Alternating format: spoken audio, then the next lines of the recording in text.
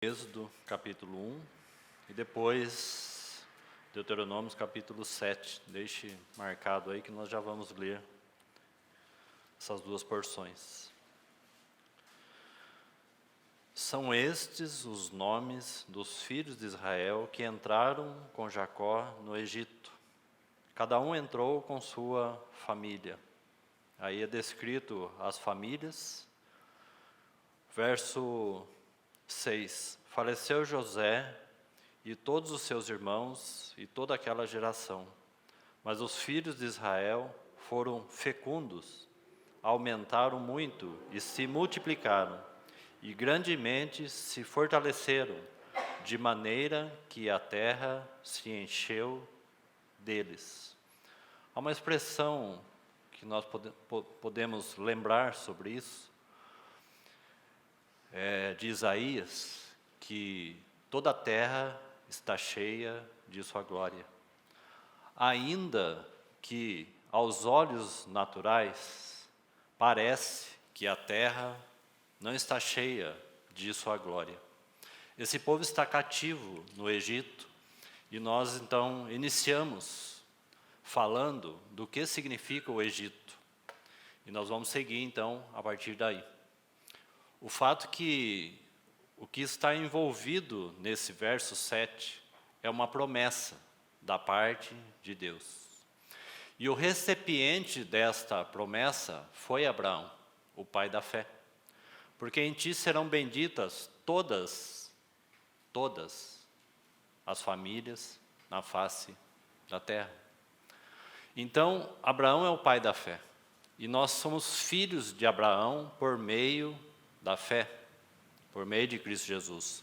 Então Abraão é pai de muitos filhos, não apenas falando dos filhos de Israel, a geração terrena, mas falando de nós, porque a fé chegou até nós, de acordo com Gálatas, e todos nós somos filhos de Abraão pela fé.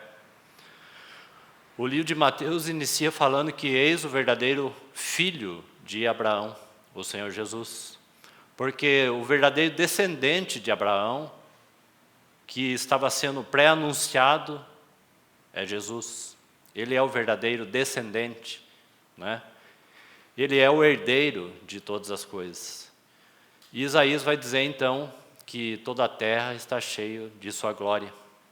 Ainda que esse povo estivesse aqui, preso e cativo, sob o domínio de Faraó, nós já vamos ver, então, essas coisas com a ajuda do Senhor, o que significa, então, o Egito, como falamos, que significa aí, de maneira simples, o mundo, e Faraó representa muito bem o Senhor chamado pecado, o próprio diabo, né, que governa sobre o mundo.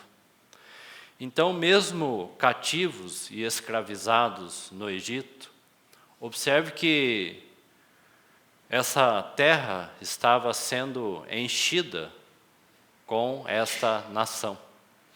E a promessa, então, está envolvida aqui, mesmo eles estando cativos. E tudo indica que a geração fiel ao Senhor ficou para trás, porque José faleceu. E essa geração seguinte, tudo indica que já não era mais tão fiel como era Josué. Josué governou sobre o Egito. José fez com que o Senhor governasse sobre as riquezas do Egito. José foi então governador do Egito por causa da sua fidelidade para com Deus. Então é interessante observar esses detalhes. Essa geração de José se foi. E essa geração seguinte, ela já não é tão fiel como a de José. Mas o fato é que, mesmo assim, esta geração que está escravizada pelo poder do diabo, ela é fecunda e está se multiplicando e enchendo toda a terra. Então, como nós falamos, que este verso tem base uma promessa. E é por isso que, então, esse povo está se multiplicando. E o sentido aqui, irmãos, para nós, que somos filhos de Abraão pela fé, e essa promessa, ela se cumpriu e está se completando através da igreja, mas ela se cumpriu quando Cristo veio em carne e quando o Espírito de Deus, ou o Espírito de Cristo, foi derramado. Então, quando nosso Senhor Jesus ocupou o trono de sua glória, o lugar que era devido, ele foi coroado de honra e de glória, por causa da aprovação de Deus o Pai pela obra que ele realizou, pela vida que ele viveu. Então ele foi coroado e o Espírito da promessa foi derramado. Nós encontramos isso em Atos 2. O Espírito foi derramado, o Espírito da promessa. Não existe duas promessas, existe uma única promessa. Então, em Pentecostes se cumpre a promessa. O Espírito foi derramado e a promessa chegou então até nós. E agora então ela está se completando através da igreja, do corpo de Cristo, a promessa que cabe então a todos nós. Então essa multiplicação aqui, ela não é natural. Como nós falamos, ela não é uma procriação de filhos naturais. E sim, essa promessa tem uma relação com filhos espirituais. E ela continua sendo cumprida até hoje. Mesmo que haja ainda falha e infidelidade da parte do povo de Deus, essa promessa continua sendo cumprida. Porque nós sabemos que a salvação vem do próprio Senhor. E Ele é que salva. E o Espírito Santo que convence do pecado, da justiça e do juízo. Então essa promessa continua sendo cumprida até os dias de hoje. Então o sentido da multiplicação aqui, ela é espiritual e não deve ser vista de maneira natural. Se nós aplicarmos o verso 7, a multiplicação de maneira natural, nós erramos em muitos aspectos. Quando nós olhamos para a antiga dispensação, sim, foi dado um mandamento a esse povo que ele se multiplicasse. Envolve essa promessa. E por meio dessa multiplicação, então o povo de Israel estava crescendo. Mas nós temos que se atentar para a palavra de Deus para ver quem de fato eram os filhos de Israel, porque todos eles foram circuncidados. E aqueles que não eram, os estrangeiros, quando introduzidos para esse povo, também tinham que ser circuncidados. Então eles passavam a ser filhos de Israel, ou então esse povo chamado Israel. E isso é muito significativo também para nós, para que nós não venhamos aplicar esse texto em forma de mandamento. E nós já falamos sobre isso. Então a igreja não aumenta, o governo de Cristo não aumenta, multiplicando filhos naturais. Como até usamos uma expressão bem popular, né? Filho de peixe, peixinho é. Na realidade, no mundo espiritual não é assim. Nossos filhos precisam ser circuncidados pela obra de Cristo. Eles vão precisar crer em Cristo, para que eles possam, então, por intermédio do Espírito Santo e da obra de Cristo, serem parte da família de Deus na fé. É assim que a família de Deus aumenta, e não pela multiplicação de filhos naturais. E é assim que o Senhor amplia o seu governo na igreja, porque a igreja é composta, então, de filhos e filhas espirituais. Somos a família de Deus pela fé. Uma única família, né? Em que não deve haver, então, distinções. A igreja não é simplesmente família no sentido natural. A igreja é a família de Deus. E isso é bem diferente. O propósito de Deus não é família, sua família. O propósito de Deus é a família de Deus por intermédio de Cristo, cujas nossas famílias estão incluídas neste propósito maior, a família de Deus em Cristo Jesus. Não é? Então é assim que esse aumento ocorria, na medida que esse povo vinha sendo circuncidado. O próprio Abraão foi circuncidado, não é? Para que ele viesse então ser participantes das glórias e das riquezas do Deus de Abraão, de Isaac e de Jacó. Então, esse verso fala dessa promessa sendo cumprida, mesmo eles estando em cativeiro, mesmo eles estando sobre o domínio do pecado aqui, visto na pessoa de Faraó. Faraó é esse senhor pecado que estava escravizando o povo. Faraó é o próprio diabo que domina este mundo. Guarde isso. Faraó é o próprio diabo, Satanás, que opera e que domina este mundo. Há uma palavra aí importante que aparece no verso 10, queria que os irmãos olhassem aí. Está assim: eia, usemos de astúcia. Então essa é a voz, né, aí de Faraó, por intermédio então do próprio mundo, do Egito, que está falando isso, buscando então escravizar ou impedir de que este povo cativo se multiplicasse. Certo? Porque nós vemos aí o verso 7, né, que esse povo não parava de se multiplicar e grandemente se fortalecia, de maneira que a terra se encheu deles, a terra do Egito. Em tremendo se levantou o novo rei sobre o Egito, que não conhecera a José. O verso 9, ele disse ao seu povo: eis que o povo, né, então o povo de Deus escravizado, o povo da promessa dentro do cativeiro do Egito, os filhos de Israel é mais numerosos e mais forte do que nós. Então você tem essa voz aqui. E essa palavra, com a outra que nós vamos ver, traz o significado do que é, ou de quem é Faraó, e do que o Egito fala e representa. Por isso que o cuidado com o mundo, por isso o cuidado com o mundo, com o pecado, esse senhor pecado que domina sobre o mundo. Por isso que a nossa relação com o mundo, ela é perigosa.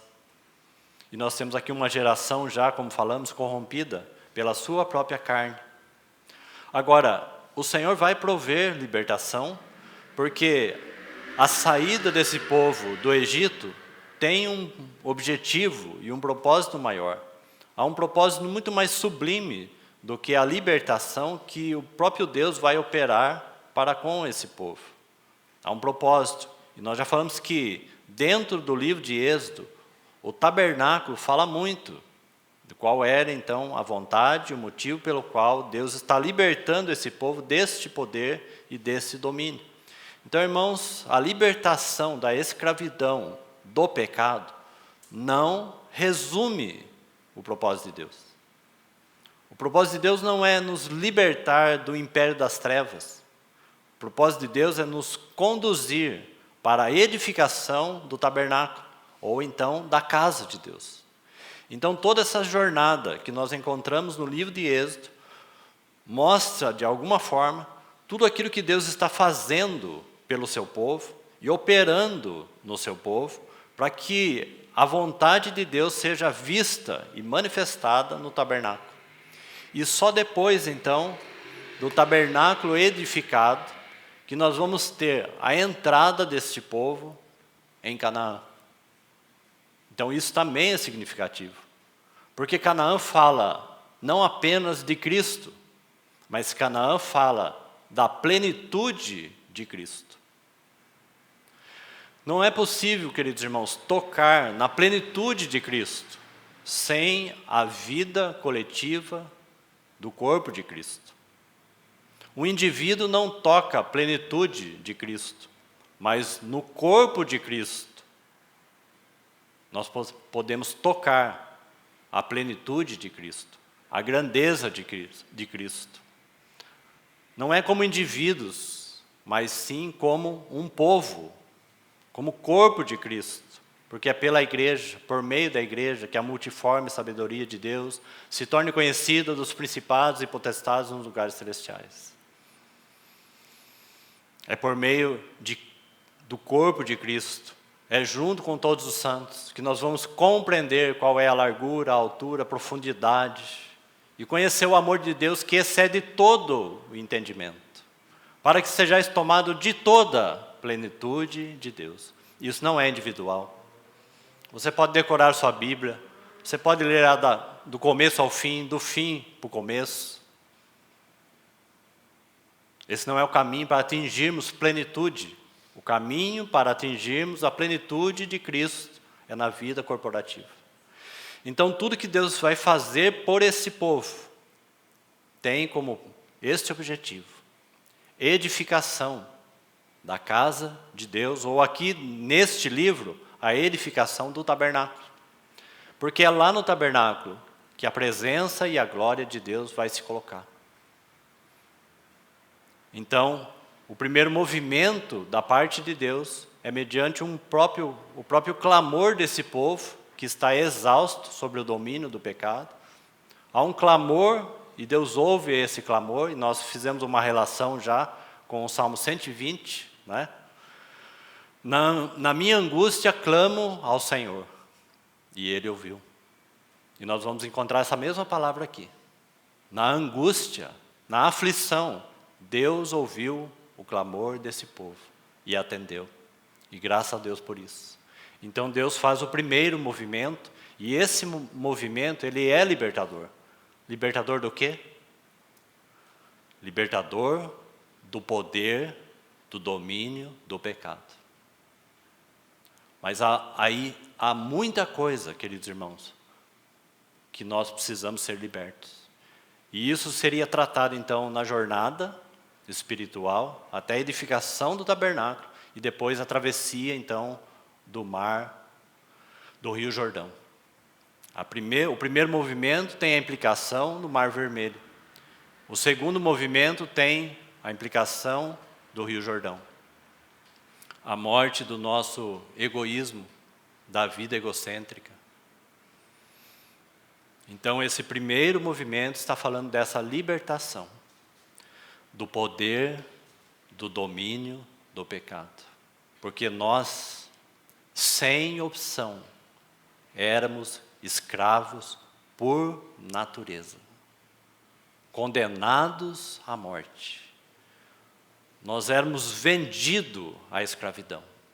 O pecado dominava sobre nós, reinava sobre nós, como ele reina no mundo. Mas agora, por esta obra grandiosa, ele não tem mais poder de reinar sobre nós. Mas eu sei que neste ponto surge uma pergunta. E por que muitas vezes o pecado ainda reina em nós? Por quê? Porque nós temos então o mundo e nós temos também a nossa carne pecaminosa. O mundo e a carne pecaminosa. Então aqui o Senhor está tratando com esse princípio, com essa potestade, chamada então pecado, chamado Faraó, dominador, o próprio Satanás. Então quando você vê algumas palavras aí, mostra o sentido disso que estamos falando, do que é o Egito e de quem é Faraó. Então o verso 10 está assim: eia, usemos de astúcia. Né? Quem é que age com astúcia? A serpente. A serpente é que agiu com a sua astúcia, tentando de alguma maneira enganar, seduzir. Então essa palavra nos ajuda muito. A astúcia aponta para aquilo que o próprio Faraó é, astuto. Sutil nas suas estratégias, habilidoso em suas estratégias, habilidoso em nos enganar, colocar coisas em nossas mentes. Astúcia é uma palavra que aparece aí. Outra palavra importante que nos remete aí ao sentido então de Faraó e do Egito está no verso 13. Então os egípcios com tirania, é a outra palavra. Veja aí. Então os egípcios com tirania faziam servir os filhos de Israel e lhes fizeram amargar a vida com dura servidão, a escravidão. Essa palavra tirania, eu queria que os irmãos abrissem em Romanos 6. Para os irmãos verem essa palavra, que é a mesma palavra com o mesmo sentido. Romanos capítulo 6, o versículo 14. Romanos capítulo 6, verso 14. Está assim: porque o pecado, veja aí, porque o pecado não terá domínio, é essa palavra aí, tirania, porque esse verso está falando da tirania do pecado, porque tirania fala de um dominador, de alguém que reina, tirano. Então, a tirania dos egípcios, que tinham um poder de escravizar os filhos de Israel. Irmãos, esse é o poder do pecado. Esse é o domínio que, graças ao Senhor, por um lado, foi vencido pelo próprio Senhor. Se você olhar aí no verso 9, desse mesmo capítulo, está assim: sabedores que, havendo Cristo ressuscitado dentre os mortos, já não morre. A morte, não é? Porque o salário do pecado é a morte. Então, quem que opera pela morte? O pecado. Ele reina pela morte. Mas como Cristo ressuscitou dentre os mortos, então a morte não pôde reter o nosso Senhor, então o Senhor dominou sobre a morte. Ele reinou sobre o pecado. Ele triunfou, não só reinou, como ele triunfou, expondo ao desprezo e à vergonha todo principado e potestade. Ele fez isso vencendo a morte com a própria morte. Então ele vence o pecado pela morte e pela sua ressurreição, é óbvio, porque ele não ficou na morte. Seguindo o verso aí, a morte já não tem então domínio, e aqui está falando do próprio Senhor, primeiramente, porque ele está falando do que Cristo fez. A morte não tem domínio sobre ele, o próprio Senhor Jesus, aqui no verso 9, que fez isso, que venceu a morte, que ressuscitou. E o texto seguinte vai falar agora com relação a nós, a partir do verso 11. Então, isso é muito importante para cada um de nós. Porque é aqui que nós temos a melhor compreensão de qual é o sentido, então, do Egito. E do que Deus estava libertando aquele povo. De qual tirania e de qual poder. Porque a partir do momento que eles foram libertos, assim como nós, eles também necessitariam agora de poder. De poder para peregrinar toda a jornada. Eles precisariam de poder para edificar o tabernáculo, porque esse era o propósito e a vontade de Deus. E, irmãos, e de poder para entrar na terra prometida. Você lembra que o Senhor falou, que Deus falou para Josué, agora sim, Josué? Ser forte e muito corajoso. Agora, irmãos, qual é a base da nossa força? Irmãos, será que isso tem ficado claro nos nossos corações? A base da nossa força foi esse poder que Cristo exerceu sobre o pecado. E por isso que nós lemos aí o verso 14. O pecado agora não terá mais domínio sobre nós. Tirano, tirania. Aquele que domina. Esse é o sentido da palavra. É a mesma palavra que aparece então lá em Êxodo. A tirania dos egípcios. Então, por causa dessa vitória, agora nós então usaremos desta força, não da nossa força, desta força aqui, desta vitória, para que nós então possamos peregrinar no deserto, para que nós possamos edificar o tabernáculo, e então desfrutarmos e provarmos, em meio às lutas da terra de Canaã, da realidade, da plenitude, de tudo que Cristo é. Porque lá naquela terra eles iriam pelejar contra os cananeus, os heteus, os jebuseus, os heveus, tudo aquilo que o ego representa. Nessas lutas estariam dentro de Canaã. Então, para Josué, as palavras da parte de Deus, baseado nesta obra e nesta provisão, porque é o mesmo sentido da mão poderosa de Deus que está operando naquele povo dentro do Egito, para que eles fossem libertos, rumo, então, a Canaã. É a mesma mão, queridos irmãos, é a mesma mão de poder, é a mesma mão que tem poder de escravizar o pecado. Essa é a vitória de Cristo, a vitória sobre o pecado, sobre o mundo, sobre o ego, sobre nossa carne, vencidas na pessoa do Senhor Jesus. Essa porção de Romanos 6 está querendo dizer assim, nós só iremos ser escravos novamente se nós quisermos. Compreende, irmãos? Esse é o sentido desse texto. Porque libertos, irmãos, nós já fomos.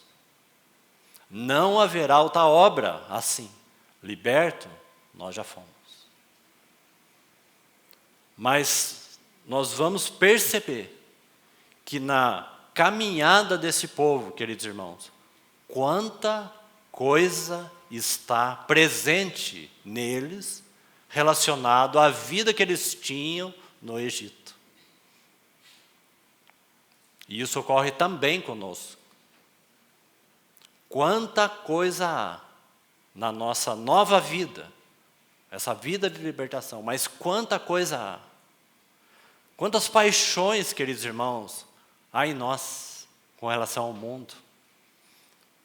Quanta pecaminosidade ainda há na nossa carne.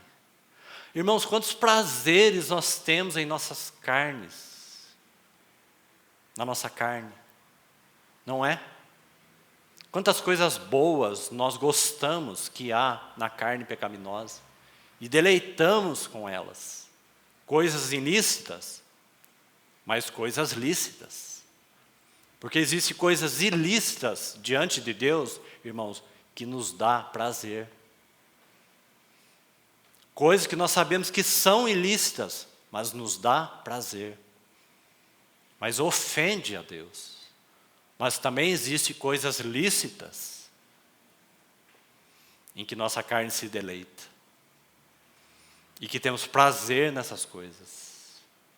Irmãos, a vontade de Deus é que nós nos purifiquemos para a edificação do tabernáculo, ou para a edificação da casa de Deus. Então o Senhor vai tratar com esse povo durante a geração inteira no deserto. Então, seguindo aí o verso, né, então o 9 que nós paramos, aí a morte já não tem domínio sobre ele, pois quanto a ter morrido, de uma vez para sempre, morreu para o pecado, mas quanto a viver, vive para Deus, porque é a obra de Cristo realizada em favor de nós, mas para o próprio Deus. Não é? Então, quando Deus está operando poderosamente naquele povo cativo no Egito, Deus está realizando algo para Ele mesmo, para o cumprimento da sua própria promessa que foi dada a Abraão.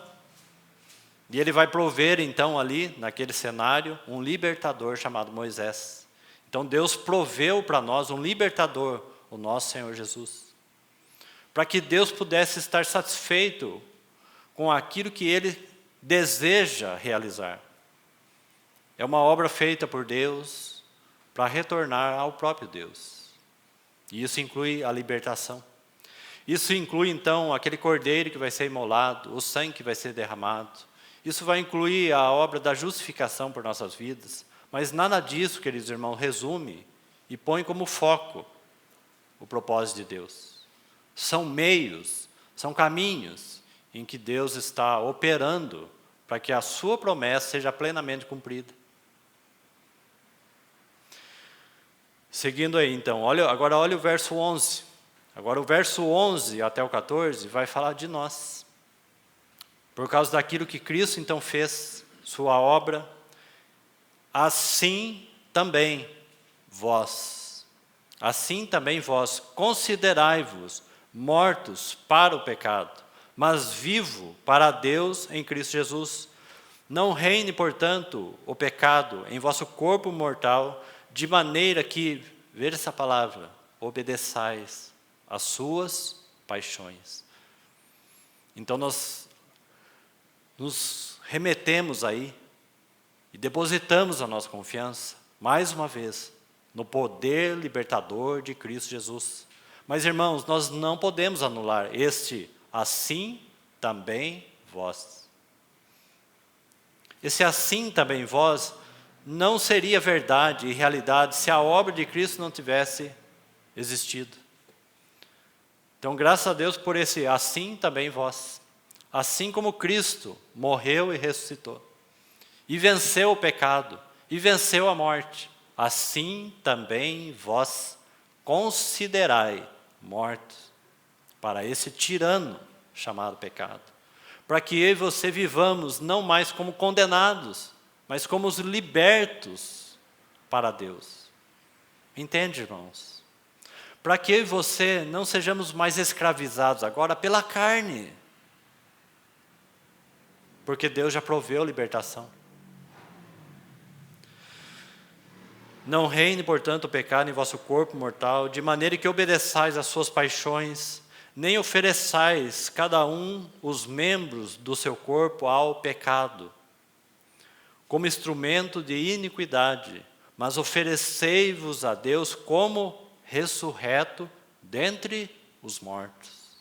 Irmãos, quantas verdades que precisam ser por nós apropriadas.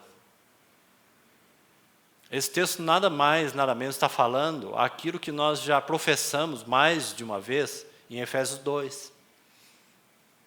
Que nós estamos assentados nos lugares celestiais em Cristo Jesus. Porque Ele nos ressuscitou juntamente com Ele. Essa é a nossa realidade. Essa é a posição que nós temos e alcançamos pela fé.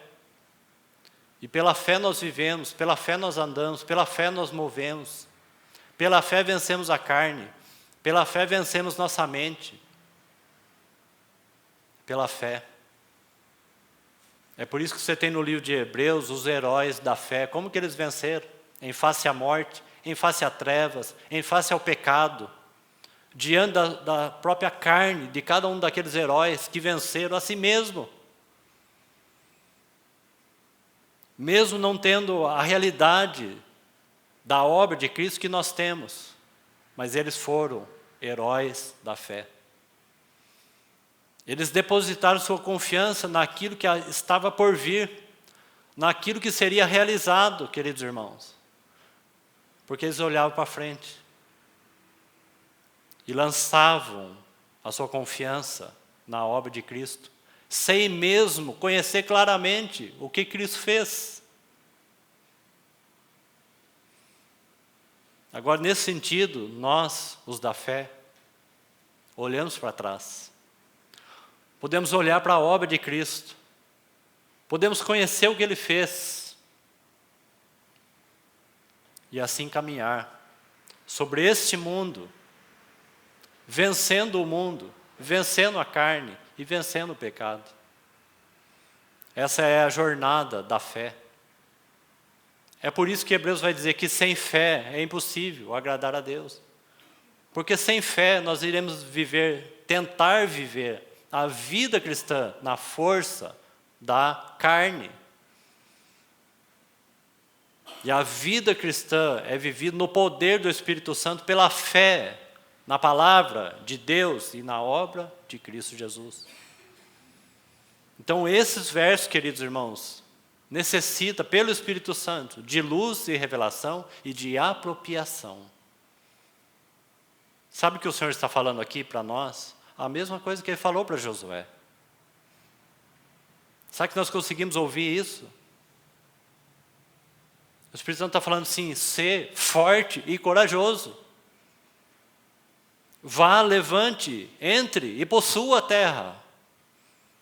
Se aproprie daquilo que Cristo te deu. Essas foram as palavras para Josué. Não tema os cananeus, os jebuseus. Não tema a sua carne, o seu ego. Vença na força da fé. Esse é o chamado para nós. É assim que nós vamos peregrinar pelo deserto. É assim que vamos edificar o tabernáculo. É assim que a terra estará cheia de toda a sua glória. O pecado não terá domínio sobre vós. Por quê? Porque o Senhor venceu o pecado. E não precisamos mais viver constrangidos a viver na carne, e sim no poder de Deus, que tem poder de vivificar e de ressuscitar. Então esse é o assunto aqui. Aí o texto vai seguindo. Verso 13, então, nem ofereçais cada um os membros do seu corpo ao pecado como instrumento de iniquidade, mas, ou em contrapartida, por aquilo que vocês receberam, pela libertação que Deus proveu por intermédio de Cristo. Então, mas oferecei-vos a Deus como ressurreto dentre os mortos, e os vossos membros a Deus como instrumento de justiça. Ele está falando da nossa vida, do nosso proceder, da nossa conduta, da maneira de pensar, da maneira de agir. Nós temos consciência dessas coisas, que hoje nós podemos servir a Deus como instrumento de justiça. Instrumento de justiça. E aí nós temos o verso 14. Porque o pecado não terá domínio sobre vós, pois não estáis debaixo da lei, e sim da graça. E os irmãos já sabem o que a lei fez, né? A lei mostrou de maneira muito clara, muito clara, o fracasso total da nossa carne. Você acha que isso é por acaso? Você acha que foi por acaso que aquele povo vai partir então do Egito? E uma das primeiras paradas importantíssimas após a travessia do Mar Vermelho é o Monte Sinai. Você vai ver que eles já tiveram outras partidas ali, mas uma importantíssima é o Monte Sinai, onde eles vão receber a palavra de Deus, a lei de Deus. Seria isso por acaso? Sim, por um lado, instrução de Deus, porque sem essa lei, sem a palavra de Deus revelada, porque aquele monte fala de revelação, nunca os filhos de Israel, por intermédio de Moisés, poderiam edificar aquele tabernáculo, tá certo? Ontem nós estávamos com os irmãos em Barueri e nós lembramos um pouco de quantos detalhes minuciosos estão naquele tabernáculo. Tudo aquilo foi de maneira cuidadosa, dada pelo próprio Deus. Todos os detalhes da edificação do tabernáculo, inclusive a consagração dos construtores para aquela obra. Então, todos os detalhes falam dessa minúcia, né? E como Deus é minucioso naquilo que Ele dá. Por outro lado, você tem a lei, mostrando de alguma maneira que aqueles homens ali, eles eram totalmente inúteis para a construção daquele tabernáculo. Se coloque você na época e naquele lugar. O que aquele povo sabia de tabernáculo? Nada. Certo? Talvez se o Senhor falasse assim, tabernáculo já seria um espanto. Né? O que é tabernáculo? Como será feito? Para que cada um daqueles detalhes? Por que bacia? Por que altar? Por que fogo? Por que cortina? Por que 3 compartimentos? Por que sangue? Talvez o sangue era o que eles mais se aproximavam, por causa do sangue do cordeiro. Você já pensou nisso? Agora, irmãos, traga isso para nós. Se você perguntar para o mundo, Qual é a natureza da igreja? Eu falo assim, o que é isso? Em sua natureza. Sim, eles não sabem o que é. E eles não têm como saber. Assim como nós não temos capacidade para edificar a casa de Deus. Por um lado. Por outro lado, a nós foi dado a conhecer os mistérios do Evangelho. A nós foi confiada a palavra. A nós foi enviado o Espírito Santo. E foi dado capacitação. É a mesma coisa que está ocorrendo com eles.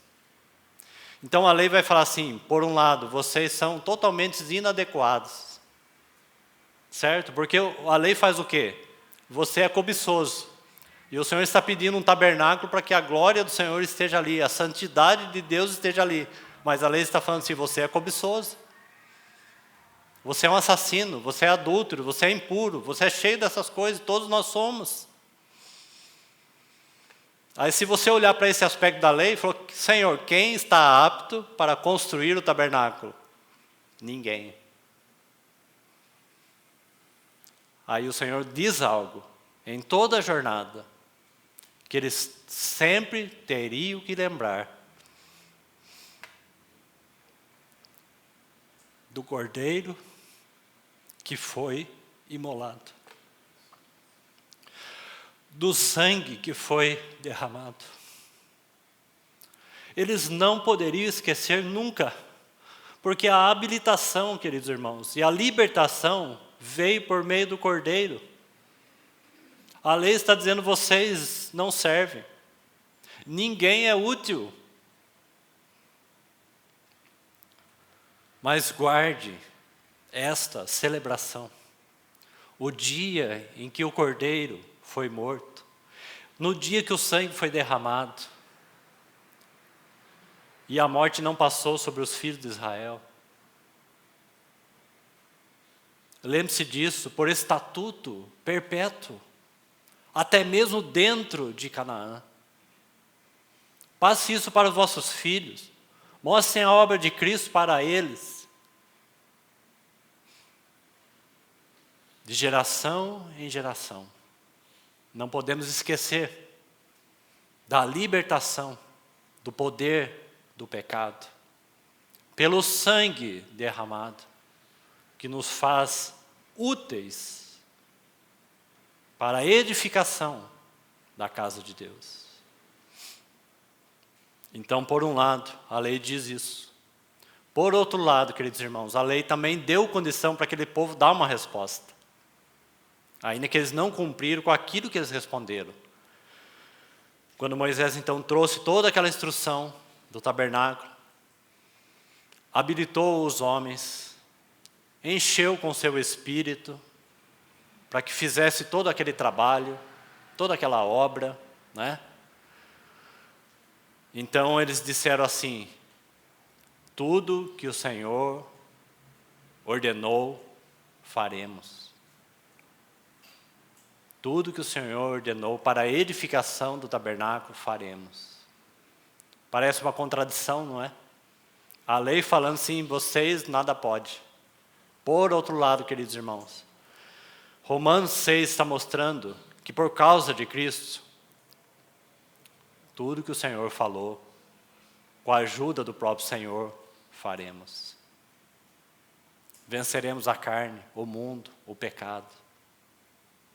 Que equilíbrio tão precioso. Porque não estamos mais debaixo da lei, e sim da graça.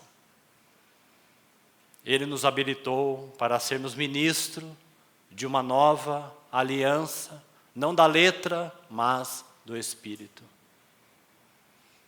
Tudo que o Senhor confiou à sua igreja, será possível completar. Por quê? Por causa da obra que Cristo realizou. Por causa do seu sangue derramado. E por causa do Espírito Santo que foi dado. Então, esse é o verso 14 aí. Agora, irmãos, vamos observar o verso 15 e 16. vamos seguindo aqui, porque aqui nós temos aí, nessa carta aos Romanos, onde nós encontramos a doutrina mais clara a respeito desse pecado como tirano, da escravidão, do sentido do Egito, no sentido do mundo e do poder do diabo, o próprio faraó. Antes de lermos aí o verso 15 e 16 em diante, eu gostaria que nós lêssemos o texto que nós citamos, que está em Deuteronômio 7. Queria que os irmãos fossem para lá. Deuteronômio capítulo 7. Deixe marcado Romanos aí. Vamos ler a partir do verso 6.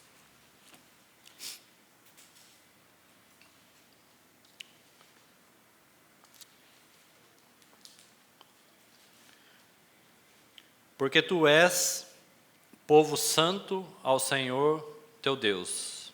Observe aí.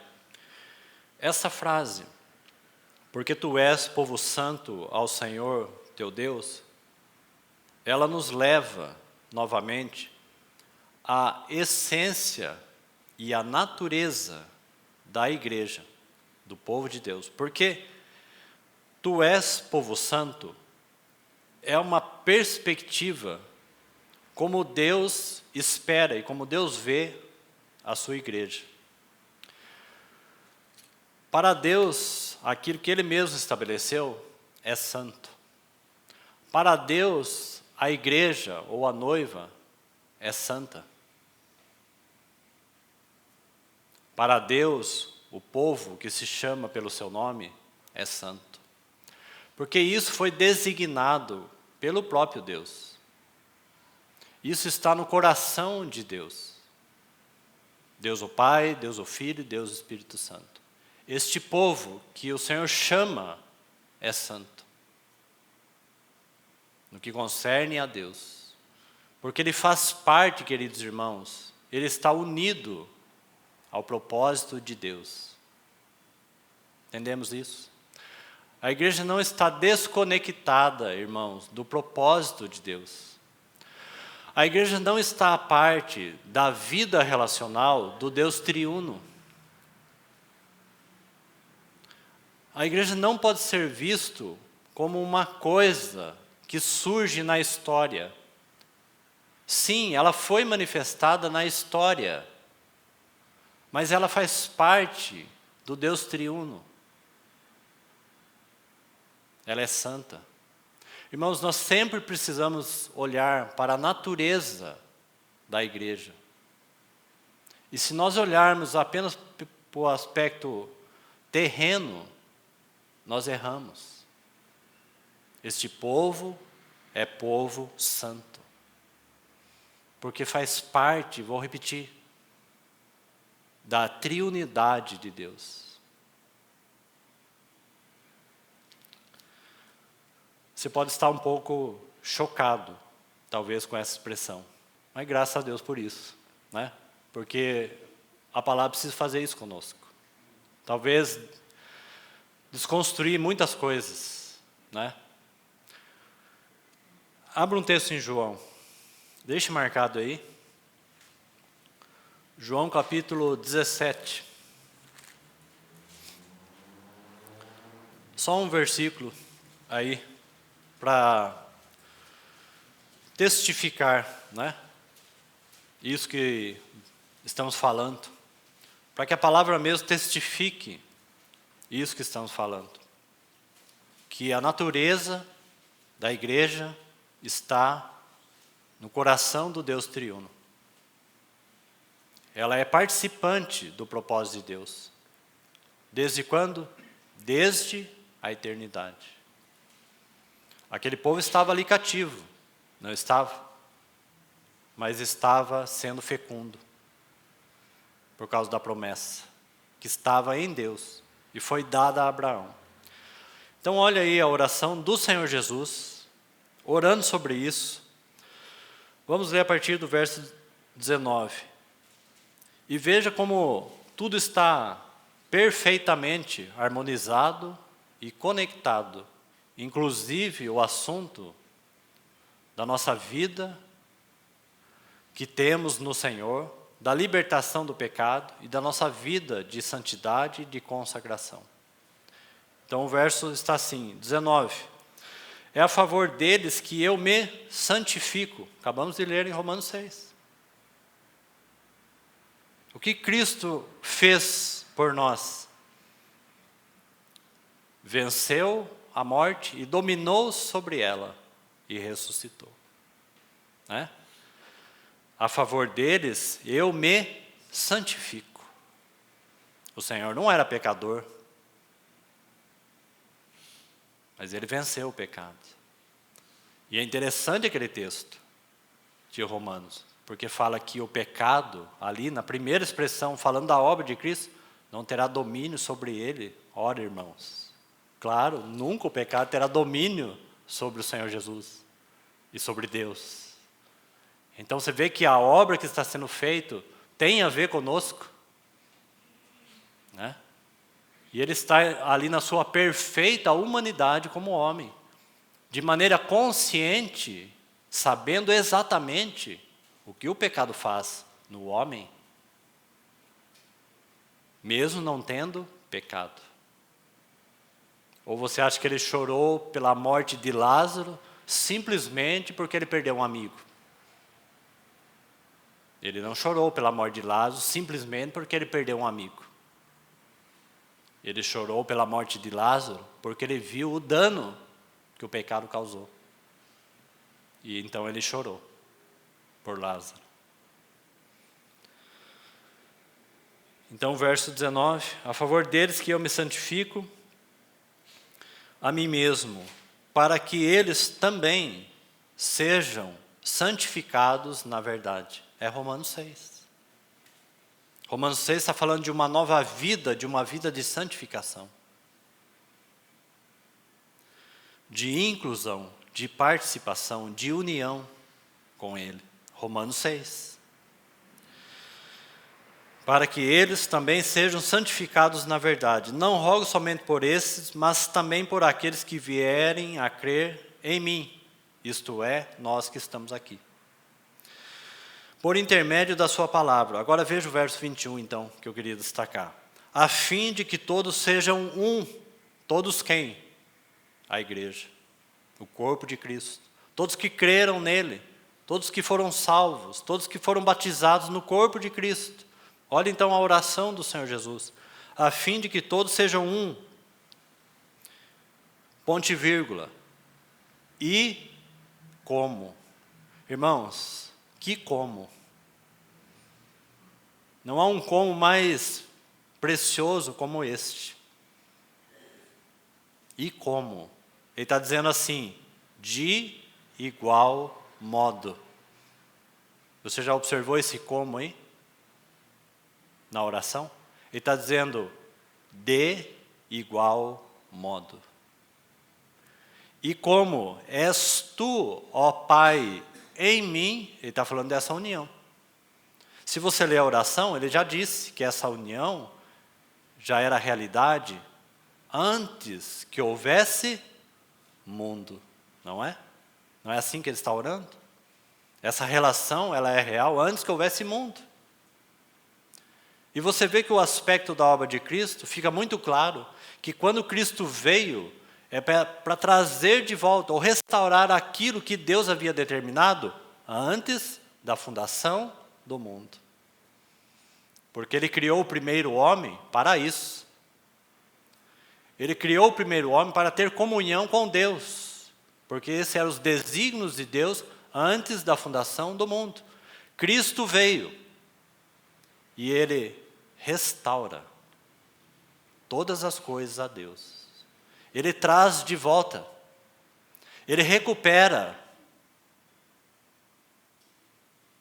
Ele faz valer e funcionar o propósito de Deus que foi designado.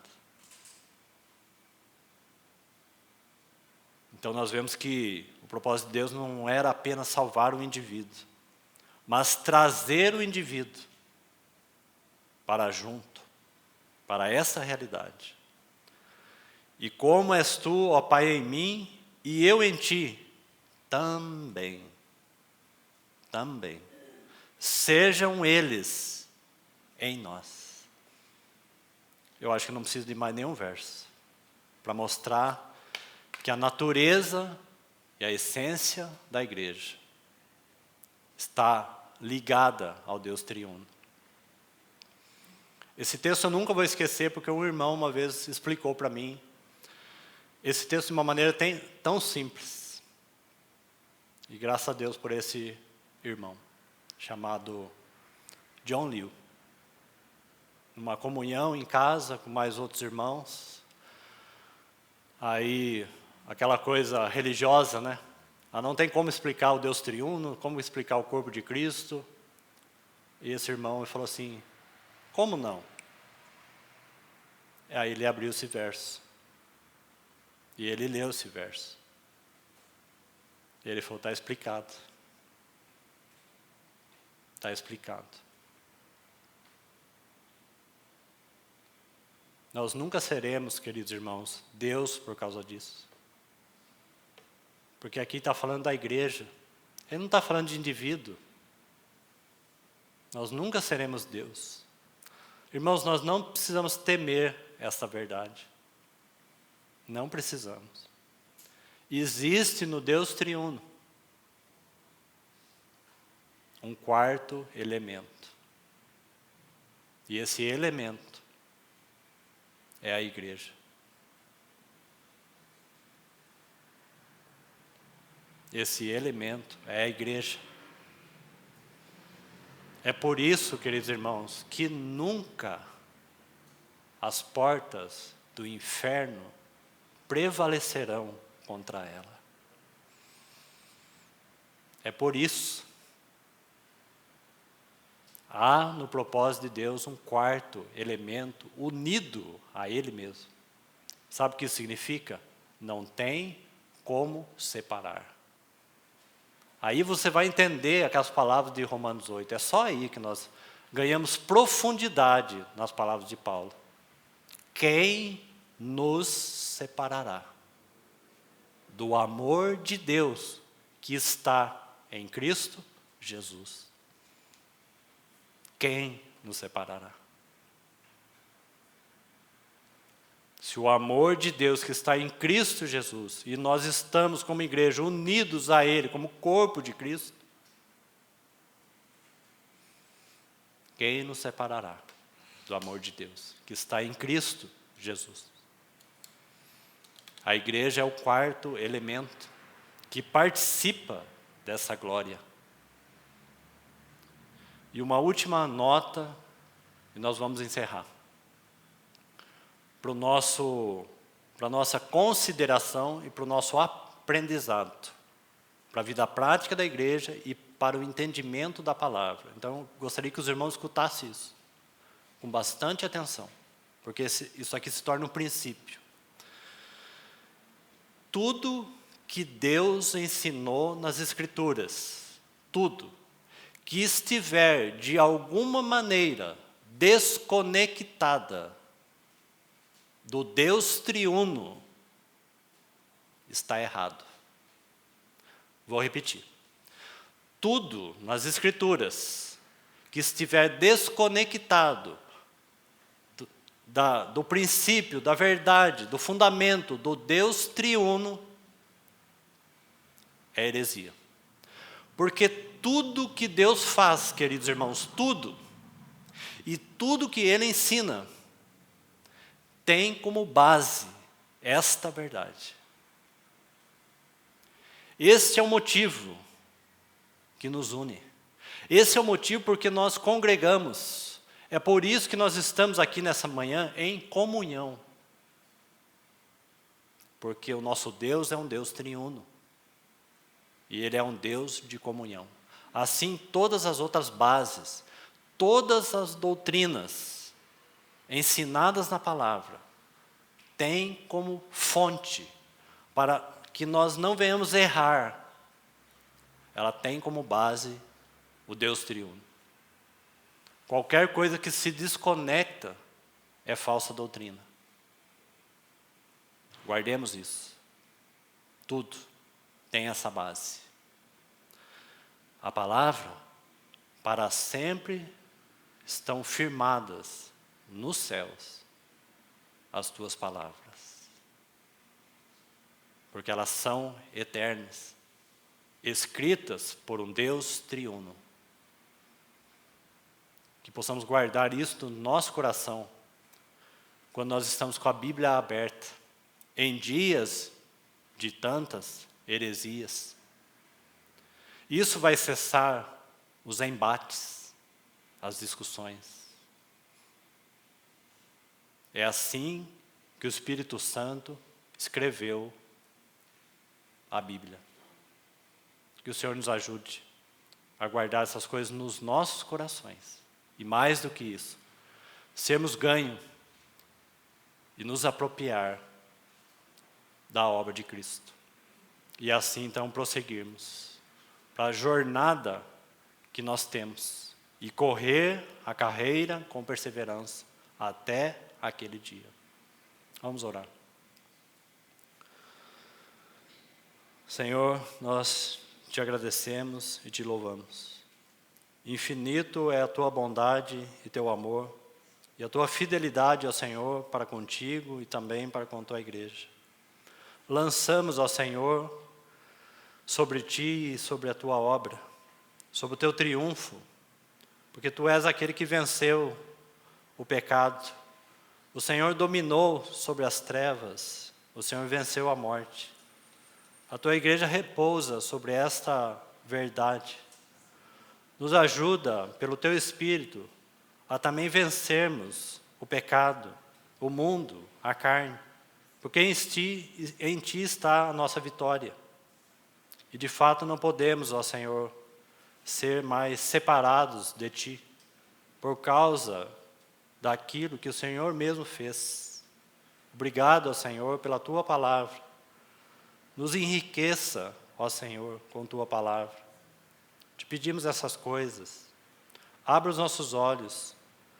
Ganha os corações que ainda estão confusos. Limpa a nossa mente. Nos dê entendimento de quem tu és. Te pedimos essas coisas, ó Senhor. E te pedimos também que tenha misericórdia de cada um de nós. A ti confiamos a tua palavra lida e falada em tuas mãos. Opera em nós com o teu poder, com o poder do teu Espírito e com o poder da tua própria palavra. Compunge os nossos corações. É o que nós te pedimos. É no nome do nosso Senhor Jesus que nós oramos, confiadamente, que Ele fará essas coisas em cada um de nós. E a igreja será gloriosa, como o Senhor assim o determinou. Ela será gloriosa, como ela já é para ti. Nos ajuda. É no teu nome que nós oramos.